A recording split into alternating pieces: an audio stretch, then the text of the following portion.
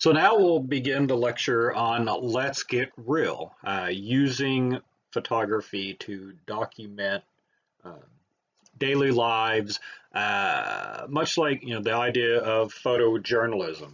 Using this tool to go out and photograph what is real, what is out there. To use this tool to take images of. First, we'll look at uh, Jacob Riis.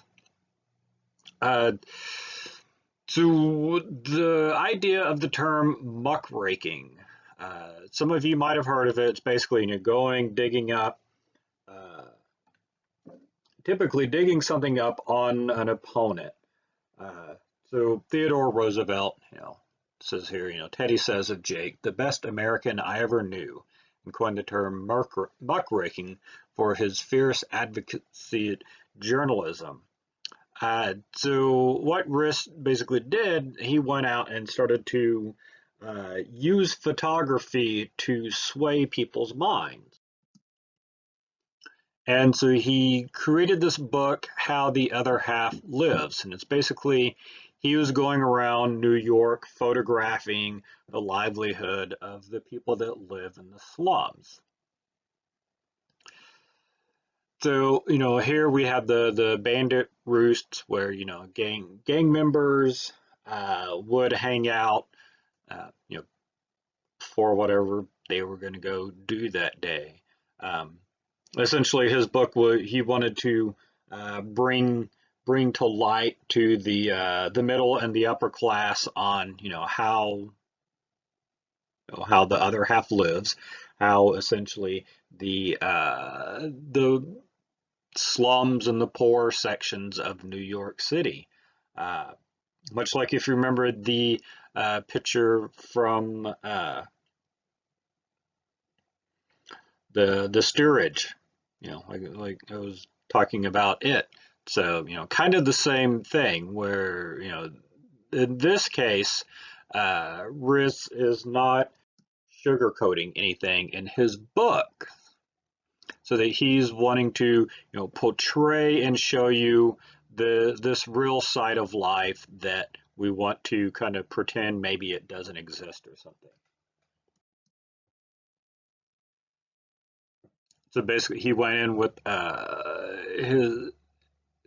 his camera. So here we have 5 cents a spot. So 5 cents you could have a spot to sleep if you didn't really have an actual home. So there, how many people can you cram into this little apartment, basically? Overcrowding. Uh, Essentially, he's using photography to help improve their lives. That uh, photography, basically being used for a greater good. And here we have police station logger 8, an ancient woman uh, lodger in the Edge Street station. So basically, we have this an older woman here with the plank, which that's basically her bed. She can move her bed around to find her a place to sleep. So the whole idea that the lady doesn't really have a home. The only thing she really has is this plank here that serves as her bed. You know, and so, Riss was wanting to help better conditions. So, the sanitation and all the stuff that sort of comes from his photographs, helping to improve their livelihood. And Lewis Hines, he was going about it for uh, basically to protect children. So here we have the Lewis Carroll, what children should be doing, having this luxury bed, nice place to live. Lewis Hines photo of this child, working in a factory. At one point before the child labor laws sort of went into effect, close to like 18% of the labor force were children. Um, Simply because you could pay them much cheaper than an adult, and because of their small hands, they could fit in these machines much much easier than a larger adult hand.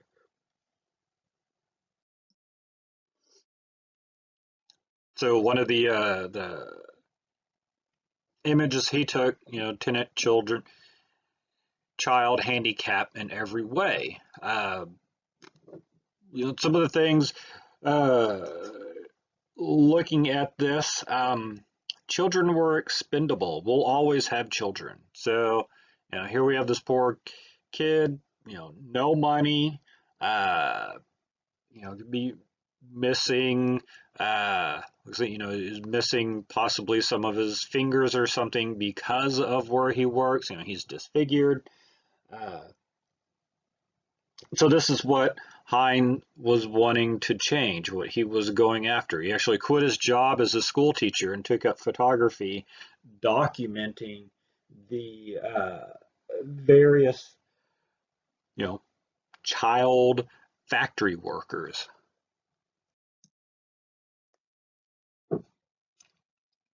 So here we have, this Georgia cotton mill. These boys are sitting there, clinging, using their toes to help cling to the machinery. Um,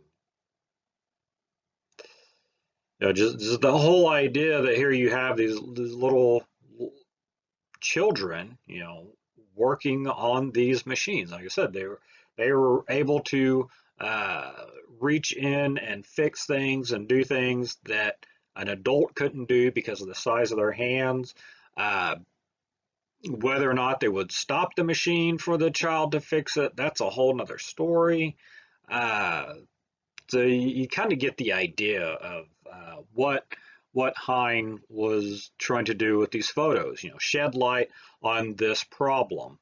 Uh, this one taking in 1909. So really, things really weren't kind of cleaned up until like 30 years later.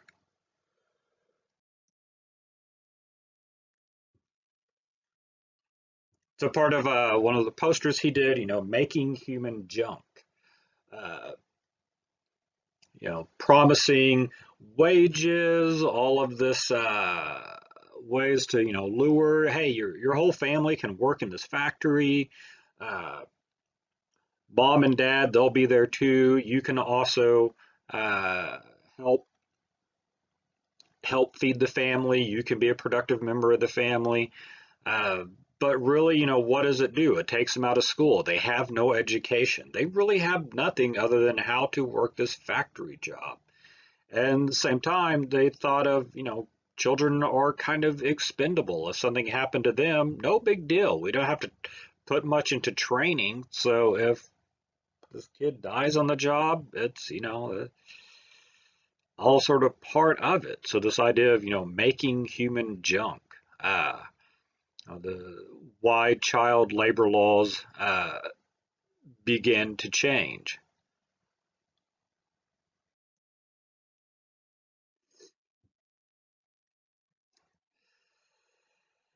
So a 12-year-old, how many of you were working in a factory at 12? I mean, probably at 12 you're just doing chores around the house. Here, this little girl having to work in this textile factory. So again, just the harsh condition that they worked in. This was before you had 8-hour shifts or 5-day work weeks. You could get around with that with children because the laws didn't always apply to them. So you had companies taking advantage of that. Sweatshops and things like that.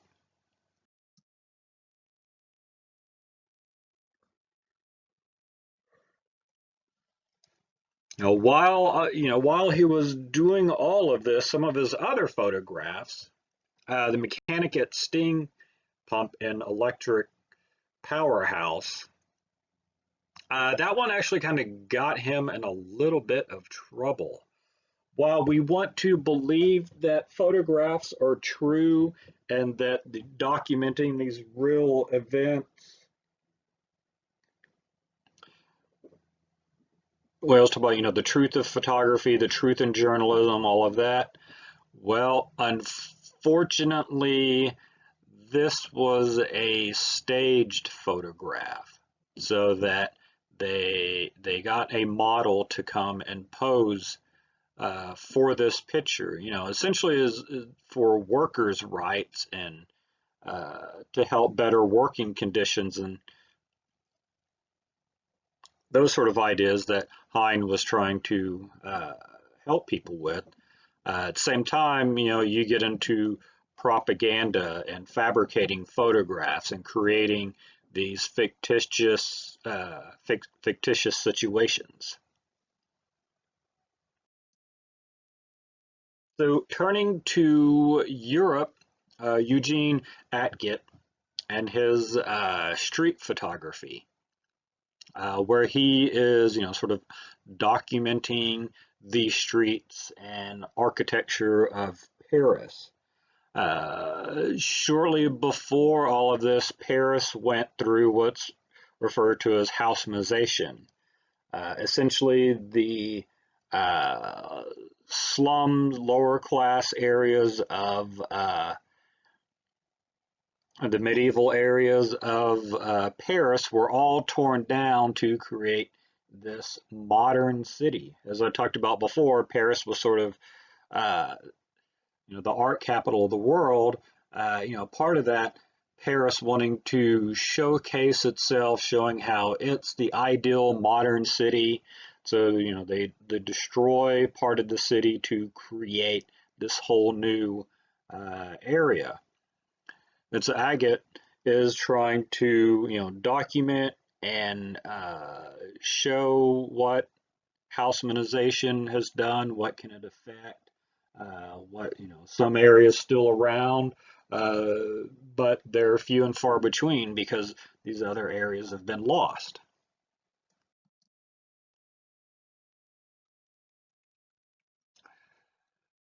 So here we have, the streetwalker waiting for a client. You can see the street here. In this photo, it's made of the cobblestones, very older, older way of making the streets, not exactly the best looking area that he's photographing in.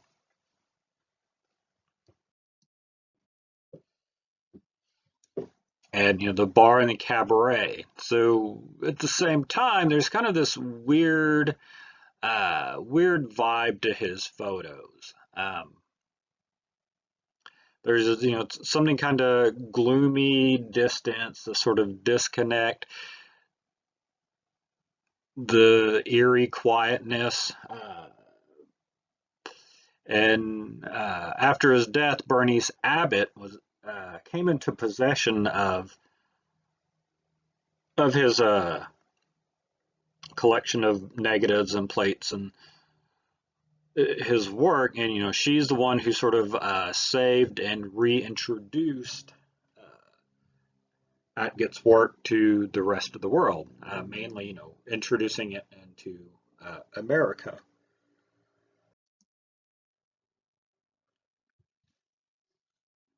So here we have, him documenting kind of one of the older styles of streets in Paris.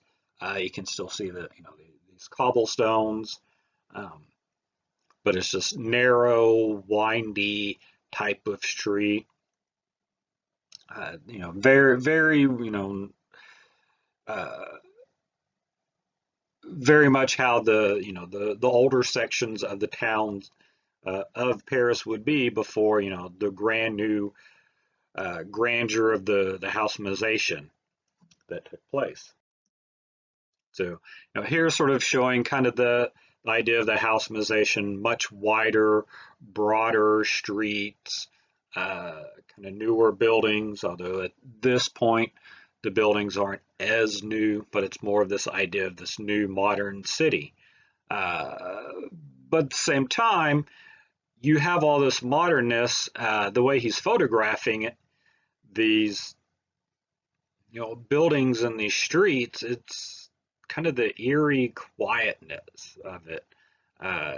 You don't necessarily get that busy modern feel to them. It's this quiet, ghostly feel.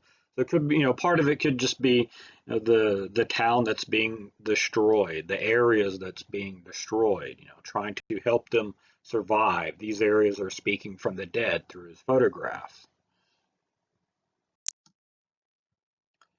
So because of sort of his style, using photographing, like I said, sort of the eerie quietness. Uh, Other artists like Man Ray, who was involved with the Surrealists, felt that he was highly influential, sort of that surreal feel that you get from his photographs. And so, like I said, Bernice Abbott, uh, highly influenced, knew him when she was working with Man Ray, uh, was able to get the the negatives and all of that of his work.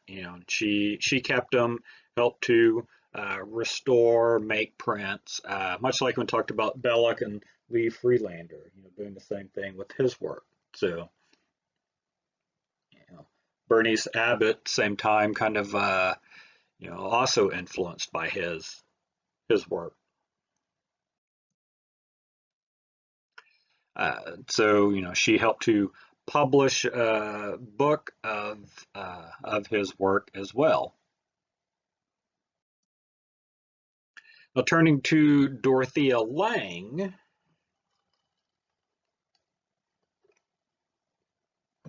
probably one of the most famous photos of the migrant mother. Dorothea Lange, a photographer from the part of the WPA, when basically the Great Depression, trying to get the Work Progress Administration, trying to get America back on its feet, trying to get things going again. Uh, so one of the things the government did was they hired photographers. Go out, document what's going on. What's going on in this country? How is this depression affecting people? What's the livelihood of people?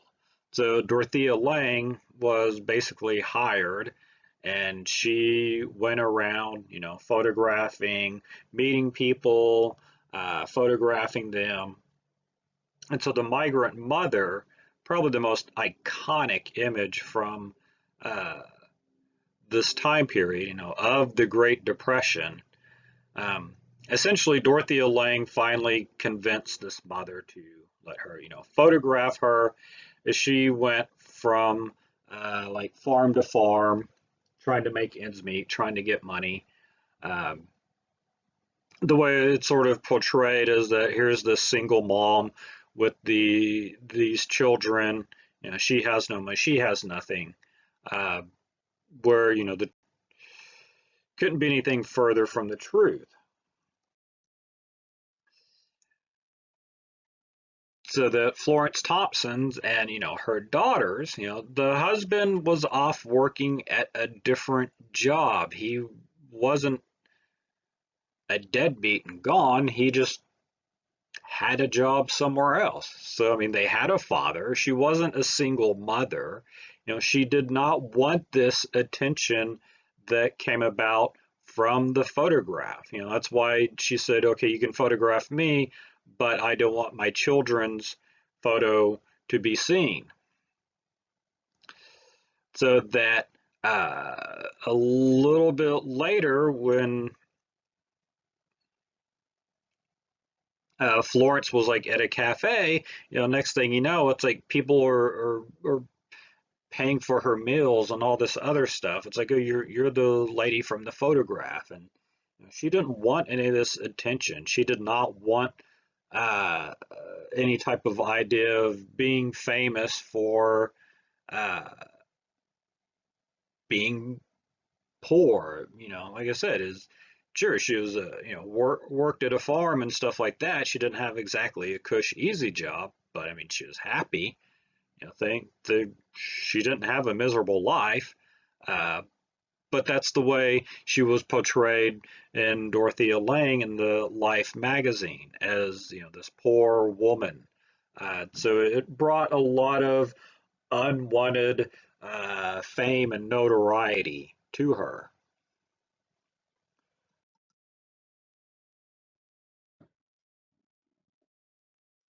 And one of her other photographs, The Enemy, where 1942, when if you were Japanese, if you had any type of Japanese descent, anything to do with Japanese at all, because we were at war with Japan, you were automatically considered uh, like a sleeper cell, that your family was going to start going about killing Americans just because you're Japanese. And so Japanese families all across the country were round up and sent to camps so that we could keep an eye on them. Uh, so her photographed The Enemy. I mean, you can imagine what kind of unwanted uh, backlash the coming from this photo. So I don't know, it's one of those tough things where you're trying to document, you're trying to show what's real, what's out there, but by the title, The Enemy, how is this family the enemy? What are they doing that makes you think they're dangerous and that they're going to do something to you? I mean, how do you look at them and sit there and worry and fear for your life when they're just standing there, mother, father, and this could be brothers and sisters. Again, it's going back to the idea of stereotyping, because they're Japanese, that they're going to be something evil.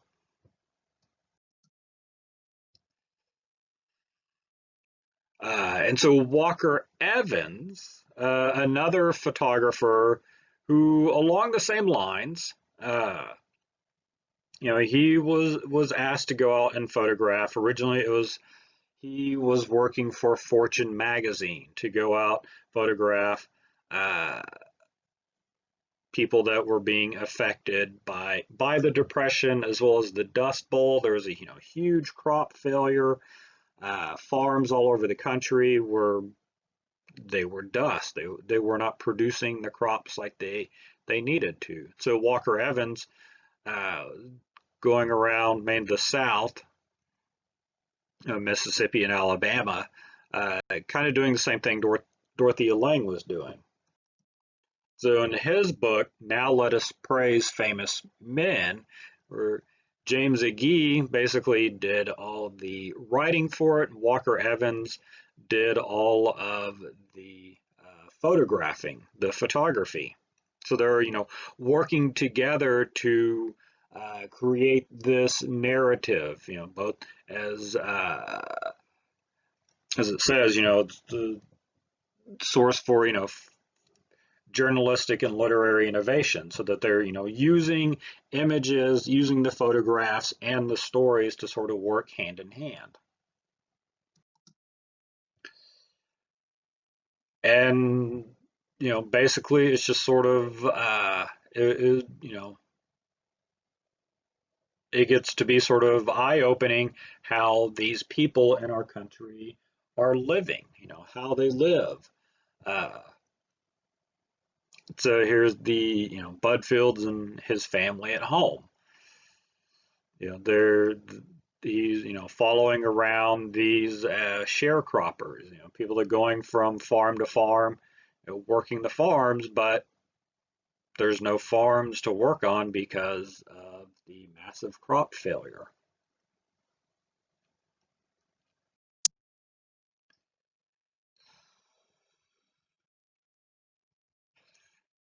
So then, his subway portraits, just documenting the people of every day. What's going on? Who are these people?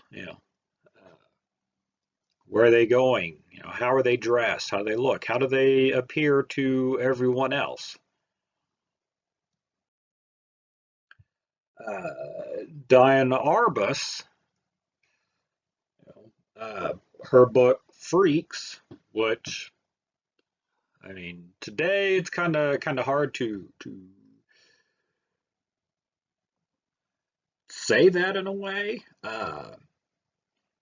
But at the same time, people that seem different. We want to sort of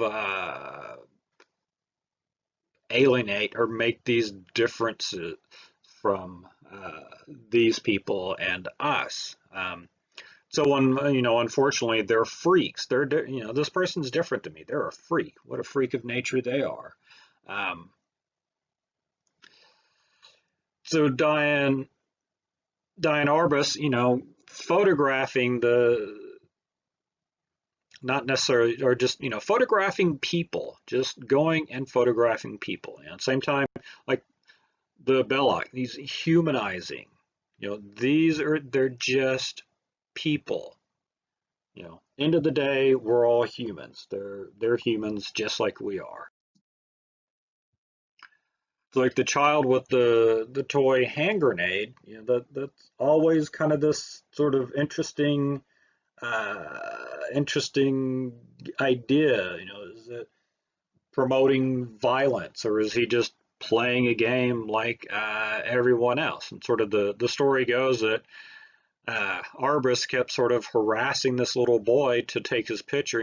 Finally he turns around, it's like, fine, take my picture. Making this face at her, so that it's like, just leave me alone. I'm trying to play with my friends. Uh, so that she sort of captured the sort of this weird moment. Uh,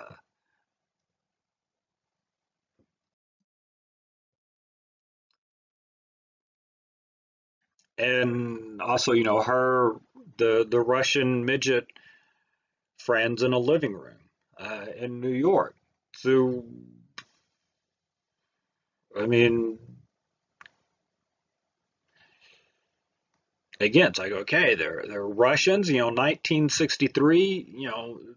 That's the height of the Cold War. So much like the Dorothea Lange, it's like they're the enemy.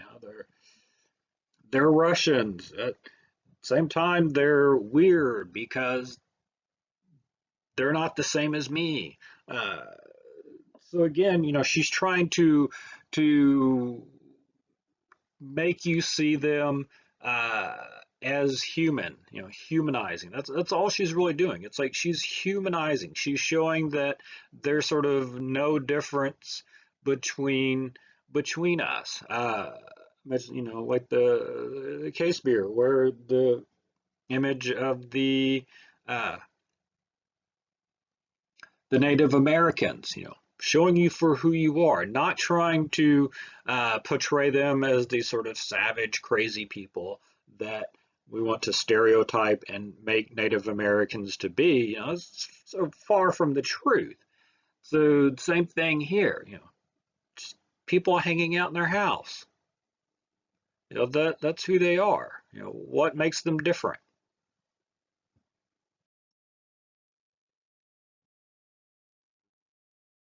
And getting into uh,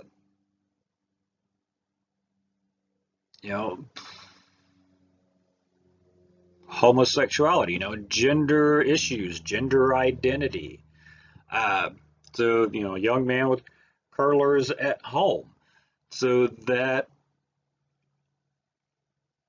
it's just showing them for being people. End of the day, how different is this person from you? Obviously there are some differences, uh, but at the same time, we're human. This is just a photograph of a human. What makes them a freak? They're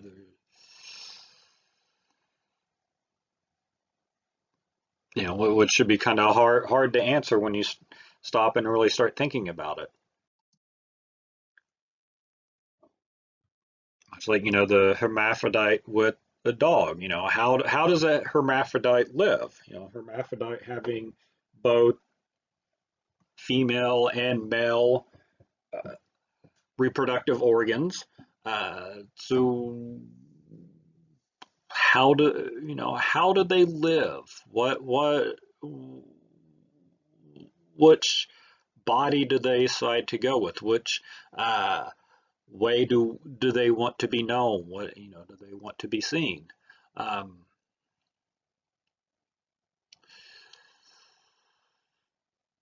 and at the same time, just you just have someone hanging out with their dog. You have this. By the dress, you could conclude that they're wanting to live as a woman. So you just have this woman there hanging out with her dog. What? So what? Dominatrix embracing her client. So again, it's like we want to sweep this stuff under the rug. We want to pretend they don't exist, but this exists. They're out there. It's human. Humans need love. They need companionship. We need each other, regardless, sort of, how it works out. We need that companionship. Naked man being a woman. It's, again, the whole idea of gender identity. Uh,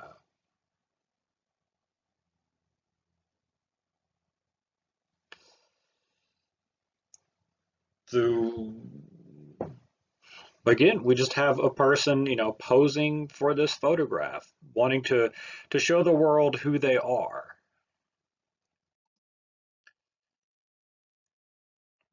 Whatever lifestyle they may have,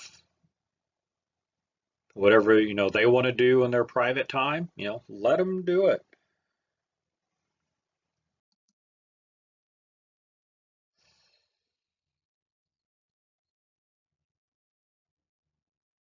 So,